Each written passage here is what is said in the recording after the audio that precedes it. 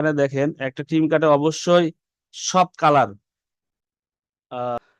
একটি পোশাক তৈরির জন্য আহ, উহার মূল কাপড় ছাড়া যে ধরনের সকল ম্যাটেরিয়াল পোশাক ব্যবহার করা হয় সেগুলো হচ্ছে ট্রিমস। আমাদের এখানে এর আগে ইংরেজিতে দেখাইছিলাম, এই শীটটা আপনাদের দিয়ে দিব। ট্রিমস এর কিভাবে বিশ্লেষণ দেওয়া আছে, লেবেল লেবেল এখানে কেয়ার লেভেল বলতে যত ওয়াশ সিম্বল, যেগুলো ওয়াশ করতে পারবেন কিনা, আয়রন করতে পারবেন কিনা, কত ডিগ্রি সেন্টিগ্রেডে ওয়াশ করতে পারবেন, এই জিনিসগুলো এখানে দেওয়া আছে, একটা কেয়ার লেভেলে দেওয়া থাকে।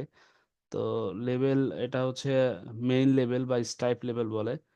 এরপরে হচ্ছে জিপার, এই জিনিসগুলো বাংলায় দেওয়া আছে, এগুলো পড়াশোনার টিমের জন্য যারা কম বোঝে তাদের জন্য এটা। এখানে জিপারের মধ্যেও আবার কয়েকটা ভাগ আছে, যেমন একটা হচ্ছে প্লাস্টিক জিপার বা ভিজলন জিপার বলে, একটা হচ্ছে মেটাল জিপার, আর একটা হচ্ছে লাইলন কয়েল জিপার যেটা বলে। এরপরে বাটন,